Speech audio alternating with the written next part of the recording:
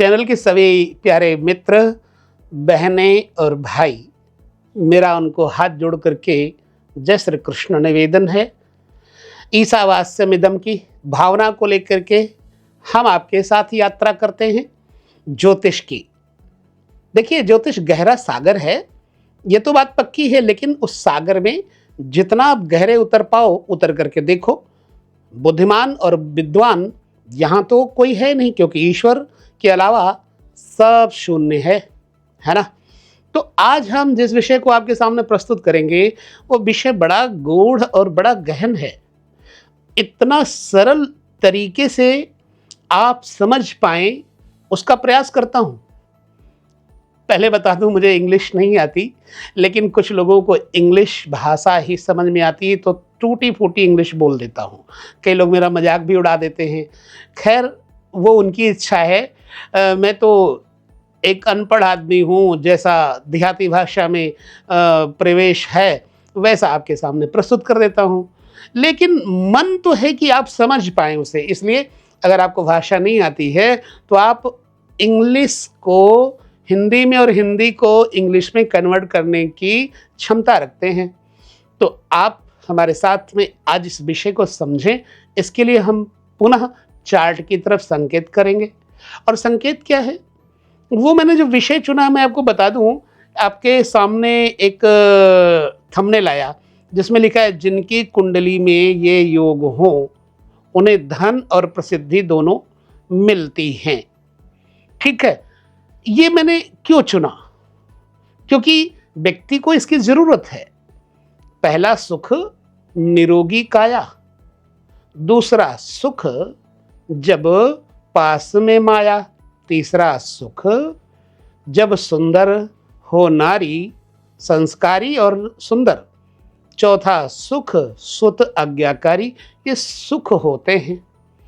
तो हम आपको धन के लिए कुंडली में बनने वाले योगों के बारे में बताएंगे, लेकिन उसके साथ आपका शरीर भी निरोगी हो। कामना तो करते ही हैं, लेकिन साथ में योग कौन से होते हैं जिसमें शारीरिक सुख बढ़ता है? तो उसके लिए आपको मैं बता दूं, चार्ट में हमेशा लग्न का स्वामी आप खुद होते हो। जो कुंडली के हेड पर यहाँ लिखा होता है पहले घर में, वो आप खुद होते हो। मैं फिर से पिछले वाला एक लग्न लेकर के उदाहरण दे देता हूँ। तुला लग्न मैंने पिछली बार लिया था, अब फिर मैं तुला लग्न को लेकर के आपको समझाने का प्रयास करूंगा। तो यहाँ पर हमने लगा दिया तुला लग्न। अब तुला लग्न का स्वामी शुक्र है। मतलब क्या हुआ कि शुक्र अर्थात आपकी औरा का मालिक, आपके व्यवहार का, आपके चेहरे बोली भाषा का, आपके रहन सहन, मित्र का, परिवार का, भाग्य का, जितना जिम्मा है शुक्र के ऊपर हो गया। अब सारे ग्रहों का उसी शुक्र के ऊपर एकदम निशाना होगा, क्योंकि शुक्र आप हो। अब उस शुक्र पर दो तरह के ग्रहों की दृष्टि पड़ सकती है। जो शुक्र के दुश्मन हैं, अर्थात आपके दुश्मन हैं, और दूसरे वो जो शुक्र के मित्र हैं, अर्थात आपके मित्र हैं। तो मित्र क्या करते हैं? आपको सपोर्ट करते हैं, अर्थात शुक्र को सपोर्ट करते हैं, लग्न को सपोर्ट करते हैं, मनोबल को सपोर्ट करते हैं। और जो शत्रु ग्रह हैं वो आपको सपोर्ट नहीं, आपकी टांगे खींचते हैं। बस यही है आपके स्वास्थ्य और रोगी होने का एक पहला सूत्र।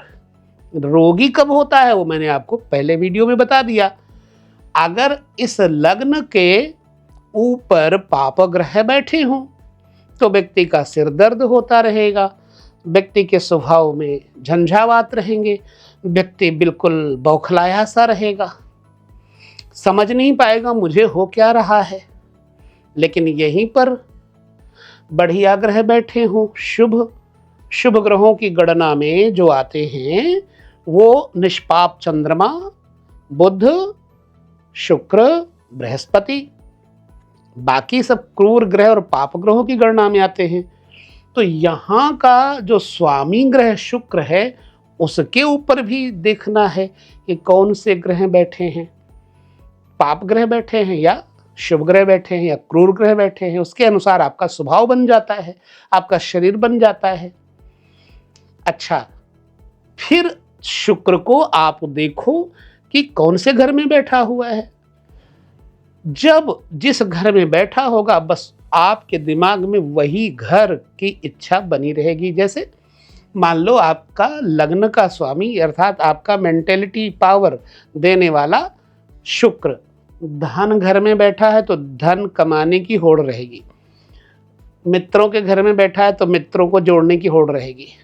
सुख वाहन के घर में बैठा है तो सुख वाहन की होड़ जीवन में रहेगी। पांचवें घर बैठा है तो विद्या, संतान, खेल कूद की होड़ रहेगी। छठे घर में बैठा है तो लड़ाई झगड़ा, झंझट, शारीरिक रोग, मारपीट आदि की होड़ रहेगी। सातवें घर में बैठा है तो भोग विलास और व्यापार की इच्छा रहेगी। आठवें घर में बैठा है तो व्यक्ति शून्य रहता है, ज़्यादा समझ नहीं पाता, मौन रहता है, बोलने का मन नहीं करेगा, कभी कभी मूर्ख हो जाता है अगर बुरे ग्रह बैठ जाए तो। नवें घर में बैठे हैं तो उसका ध्यान धर्म की तरफ रहेगा, पिता की तरफ रहेगा। 10वें घर में बैठे व्यापार की तरफ रहेगा, ऊंचाइयों की तरफ रहेगा, हवा में उड़ने की बातें सोचेगा। 11वें घर में होंगे तो नेटवर्क जोड़ने का सोचेगा। 12वें घर में होंगे तो व्यापार इत्यादि करेगा लेकिन बाहर विदेश जाने की सोचेगा। ये आपको मैंने लग्न के स्वामी का प्रभाव बता दिया। तो जिस घर में आपका लग्न का स्वामी बैठा है उसी घर पे आपका बार बार टिक टिक जाकर सुई रुकेगी। ये आपको समझ में आ गया।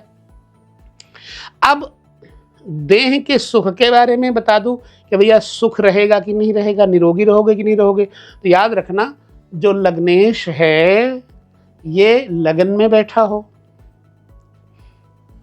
चौथे घर में बैठा हो, केंद्र है। पांचवें घर में बैठा हो, मूल त्रिकोण है। नवम घर में बैठा हो, मूल त्रिकोण है। सप्तम घर में बैठा हो, केंद्र है। 10वें घर में बैठा हो, केंद्र है। तो आप ये सोच लो, एक तो आपके पास शारीरिक सुख, शारीरिक बल, मेंटलिटी पावर, अच्छी सोच रहेगी। लग्नेश चाहे केंद्र में हो जाए और चाहे मूल त्रिकोण में हो जाए, वो बिल्कुल स्वस्थ भी रहेगा, निरोगी भी रहेगा और उसके पास धन संपत्ति भी रहेगी। लेकिन मान लो उसी शुक्र के ऊपर कोई राहु, केतु, शनि देखे तो क्या होगा? शरीर उसी तरह से हो जाएगा। लग्न में शुभ ग्रहों की दृष्टि हो, युति हो और सुंदर रूप शरीर न मिले तो कहो, अगर नहीं है तो मानो कोई पाप ग्रह दिखता है। अब देखो, मेष, वृष या कर्क, ये 3 लग्न में स्थित मेष, वृष या कर्क लग्न में हो और राहु जातक की सभी कष्टों से रक्षा करता है। अगर मेष, वृष, कर्क में राहु बैठे हैं, लग्न में हैं, तो इस व्यक्ति की हमेशा वो रक्षा करेगा। जैसे राजा बड़ा प्रसन्न हो जाए, खुश हो जाए तो अपराधी की रक्षा कर देता है, फांसी की सजा कैंसिल कर देता है। ठीक ऐसे ही राहु फायदा करते हैं। लग्न में कर्क हो, मेष हो और वृष हो, राहु बैठा हो तो जातक को सभी कष्टों से मुक्ति देता है। यह एक पॉइंट हो गया, अर्थात शरीर को निरोगी रखेगा। अब धन बहुत सारा, सम्मान उसी के पास होता है जिसके पास धन होता है। धन नहीं तो सम्मान नहीं। लक्ष्मीवान सर्वत्र पूज्यते, हालांकि विद्वान सर्वत्र पूज्यते, स्वराज्य पूज्यते, राजा विद्वान सर्वत्र पूज्यते। लेकिन धनवान कहीं भी जाए तो उसको आगे कुर्सी दी जाती बैठने के लिए, तो भैया सम्मान मिलेगा, धन है तो। अब ये सम्मान और धन दोनों मिलने वाले ग्रह योग कौन से होते हैं, जरा उसके बारे में भी आपको डिटेल में बता दूं, ध्यानपूर्वक समझ लो। गहरा छानबीन करके आपको बताता हूँ, इसलिए कि भैया आप सीखो, कुंडली देख लो अपनी, दूसरे की, भाई बच्चों की, तो उनको बता सको। बाकी तो दान धर्म करना चाहिए, ब्राह्मणों को दो, चाहिए संतों को दो, गरीबों की, गौओं की, असहायों की, दीनों की सहायता करो, इसीलिए मानव जन्म मिला है। एक बात और कहता हूँ कि भैया चैनल को सब्सक्राइब कर लेना ताकि आपको वीडियो मिलते रहे, और साथ ही बेल आइकन दबा करके रखो, शेयर लाइक कर दो, बहुत अच्छा रिस्पांस मुझे भी मिलेगा, मनोबल बढ़ेगा और आपके साथ हम लगातार जुड़े रहेंगे। तो भैया अब हम धन और सम्मान के बारे में बता दें, वेल्थ एंड फेम। फिर मैं अंग्रेजी बोल दिया हूँ, चाहे गलत हो आप लोग उसको क्षमा करिएगा, क्योंकि हम जब पढ़े थे तो अंग्रेजी कम उस स्कूल में पढ़ाई जाती थी, बहुत छोटे आदमी थे हम, मतलब ज़्यादा जानते नहीं थे, कुशाग्र नहीं थे, तो अभाव के वाले जीवन में रहने के कारण बचपन में अंग्रेजी नहीं आई। आजकल जो कॉन्वेंट स्कूल होते हैं उनमें लोग पढ़ते हैं, उनको तो भैया अंग्रेजी ही बात करना आता है। तो कई बार हम अपने ग्राहकों से, अपने कस्टमर से, अपने भाई बंधुओं से कहा करते हैं, इंग्लिश की टांग तोड़ करके रख दी गई है, ठीक है, हमारे पास अंग्रेजी नहीं है। चलिए, लग्नेश धन और सम्मान भी देता है। कैसे देता है? अगर लग्नेश बुध, दूसरा गुरु यानी बृहस्पति, जुपिटर भी बोलते हैं इंग्लिश में, वीनस यानी शुक्र, इनमें से कोई भी ग्रह केंद्र में हो जाए, कौन कौन से? लगन का स्वामी केंद्र में हो जाए। केंद्र क्या है? 1, 4, 7, 10। चलो मान लो नहीं है लग्नेश केंद्र में, तो क्या करें? लग्नेश पता लगा कि दूसरे घर में आ गए, तीसरे घर में आ गए, अब क्या करें? तो लग्नेश नहीं है तो बुध केंद्र में आ जाए, लग्न में, चौथे घर में, सातवें घर में, 10वें घर में। नहीं है बुध तो बृहस्पति आ जाए, लग्न में, चौथे घर में, सातवें घर, 10वें घर में। नहीं है तो शुक्र आ जाए, लग्न में, चौथे, सातवें, 10वें। ये केंद्र हो गए। अब केंद्र में आ गए, लग्नेश है तब तो अच्छा है, नहीं है तो ये बुध, शुक्र, गुरु केंद्र में आ जाए। मान लो केंद्र में नहीं आए तो पंचम नवम मूल त्रिकोण में आ जाए, लग्न पंचम नवम मूल त्रिकोण में आ जाए, तो व्यक्ति के पास यश, धन, कीर्ति, साहस और खूब सन्मति भी रहती है, संपत्ति भी रहती है। हाँ, अब आपके कुंडली में है योग, पर पता लगा कि आप तो निर्धन हैं, ना आपकी इज्जत है, ना सम्मान है, तो आप मुझे शिकायत करोगे ना कि आपने तो कहा था कि लग्नेश केंद्र में हो, त्रिकोण में हो, या फिर बुध, गुरु, शुक्र केंद्र त्रिकोण में हो तो व्यक्ति के पास मान, सम्मान, धनाढ्यता रहती है। तो मैं आपको बताऊं कि वहां देख लेना, आप नहीं है तो लग्नेश को कोई पाप ग्रह देखता होगा। बुध, शुक्र, गुरु अच्छे नहीं बैठे होंगे, या अच्छे बैठे उन पर पाप ग्रह देखता होगा। फिर उसका क्या करना चाहिए? उसका इलाज करना चाहिए। इलाज क्या होता है? जो ग्रह कमजोर हो उसे दान दे करके मजबूत किया जाता है, और पूजा करके, अनुष्ठान करके उसे मजबूत किया जाता है। जो ग्रह प्रबल हो, पावर दे रहा हो, उसका रत्न धारण किया जाता है। ठीक है, तो भैया जातक के लग्नेश या बुध, गुरु, शुक्र को पाप ग्रह न देखे और ये बैठे हो मूल त्रिकोण में या केंद्र में, तो व्यक्ति के पास धन, संपत्ति, मान, इज्जत बहुत होती है। एक पॉइंट ये नोट कर लो। चलिए हम फिर से आपको धनी, मानी और दीर्घायु का योग बताते हैं, और वो भी नोट कर लो, वीडियो छोड़ के मत जाना, क्योंकि आपको फिर पूरा सूत्र नहीं आएगा।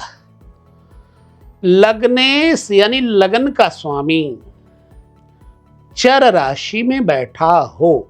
चर राशियां कौन सी हैं? तो हम आपको यहां लिख देते हैं। मेष, फिर कर्क, फिर तुला, फिर मकर। ये 4 राशियां चर हैं। अब लग्नेश इन राशियों में कहीं बैठा हो, चर राशियों में, और इनको शुभ ग्रह देखते हो। शुभ ग्रह फिर वही बुध, शुक्र, चंद्र, ठीक है, या मित्र ग्रह देखते हो, तब जातक के पास अपार वैभव, धन संपत्ति, संपन्नता और यश कीर्ति रहती है। नोट कर लीजिएगा ये पॉइंट। और फिर कहूँगा वीडियो सेव कर सकते हो तो कर लो, क्योंकि ये मैं बाद में प्राइवेट कर दूंगा। जो हमारे चैनल मेंबर्स हैं सिर्फ उन्हीं को दिखाई पड़ेगा। चैनल मेंबरशिप लेने के लिए फिर पैसे जमा करने पड़ते हैं उसमें यूट्यूब पे, तब आपको देखने को मिलेगा। बहुत सारे वीडियोस हमारे मेंबरों के लिए पड़े हुए हैं, वो गुप्त हैं, ये भी गुप्त हो जाएगा। अब धन, वैभव, संपन्नता को लेकर के हम आपके साथ मान लो वीडियो दे रहे हैं, तो वो सारे योग हम बता देते हैं।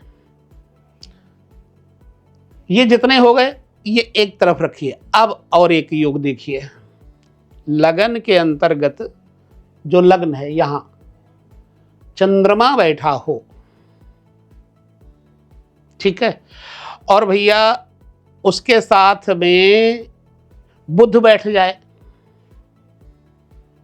गुरु या शुक्र की युति हो जाए, इतना बढ़िया शुभ योग बना देते हैं कि शुक्र क्या करता है, व्यक्ति के लग्जरीज लाइफ, वैभव, संपन्नता दे देता है, और बुध बौद्धिक प्रभाव, व्यापार दे देता है।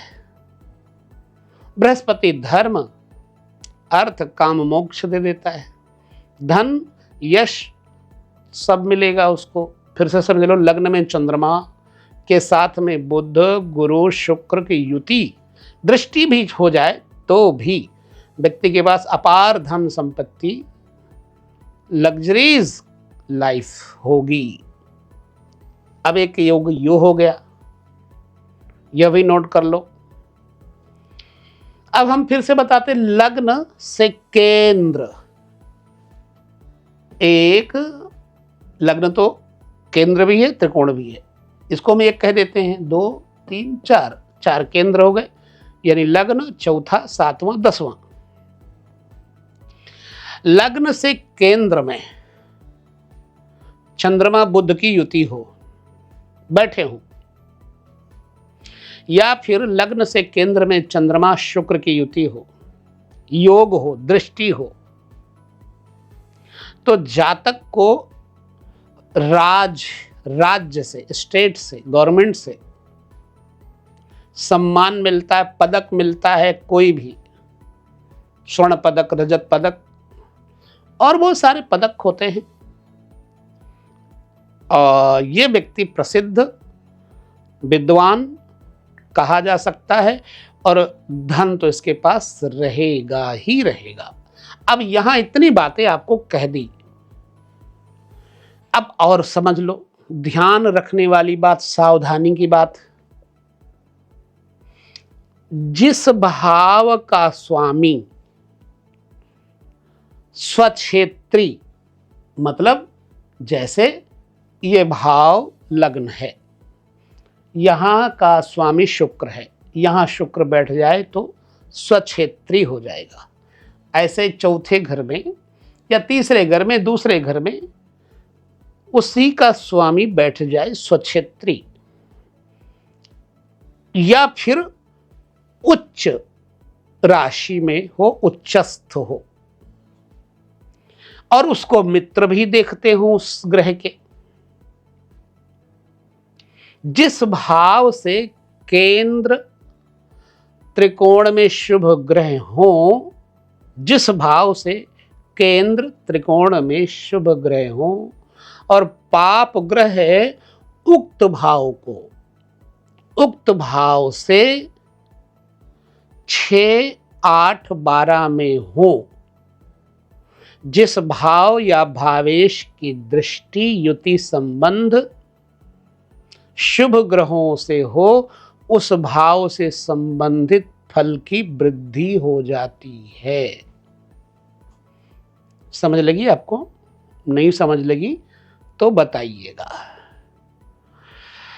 तो भैया जिस भाव में वो ग्रह बैठा है उस भाव से इन क्षेत्रों को संबंध समझ करके आप देखकर ही कुंडली का विश्लेषण करिएगा।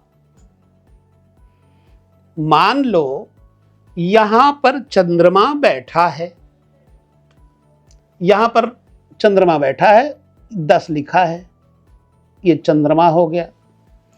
अब इस भाव से बुरे ग्रह जहां बैठे वहां की कंडीशन को मजबूती मिलेगी।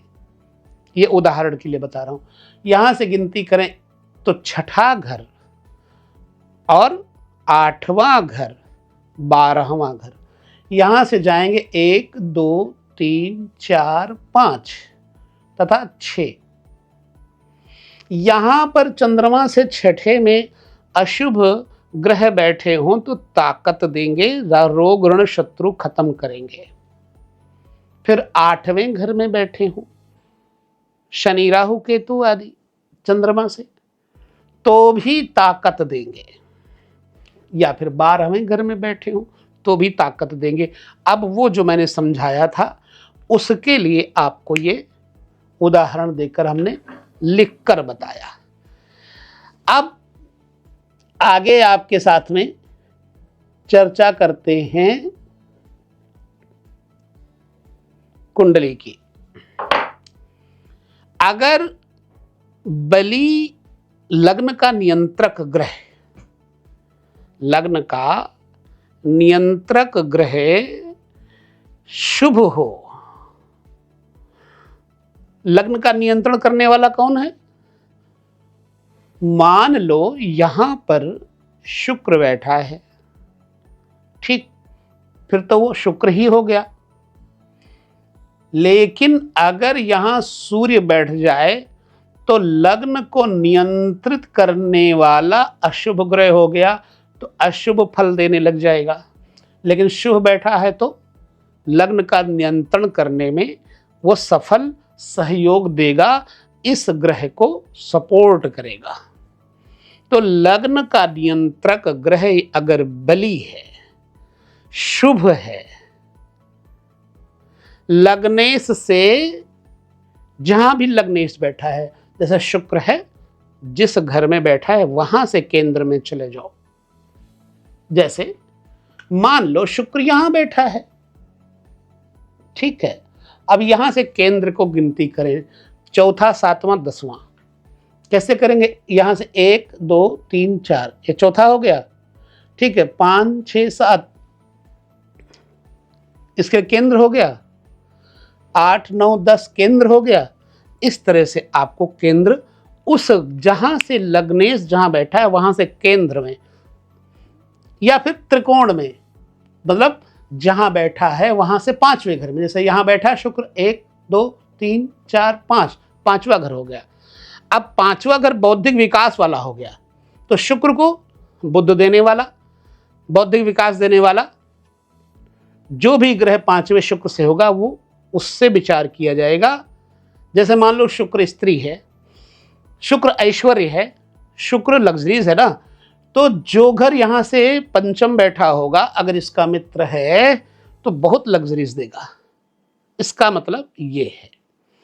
तो केंद्र या त्रिकोण में स्वक्षेत्री, उच्चस्थ या मित्र क्षेत्री हो तो जातक शारीरिक सुख से मजबूत और प्रतिष्ठा, सम्मान समाज में प्राप्त करेगा। अब इसके विपरीत जल तत्व ग्रह कौन से हुए? चंद्रमा हो गए और शुक्र हो गए, ये जल तत्वीय ग्रह हो गए। जल राशि भी हो तो जल राशि कौन सी है? कर्क राशि जल है, ठीक है। उसके बाद वृश्चिक राशि जल है, फिर मीन राशि भी जल है और जल राशि तथा जल ग्रह वहां बैठे हों, चंद्रमा शुक्र, तो ऐसे व्यक्ति देखा जाए तो मोटे होते हैं, शरीर से स्थूल होते हैं।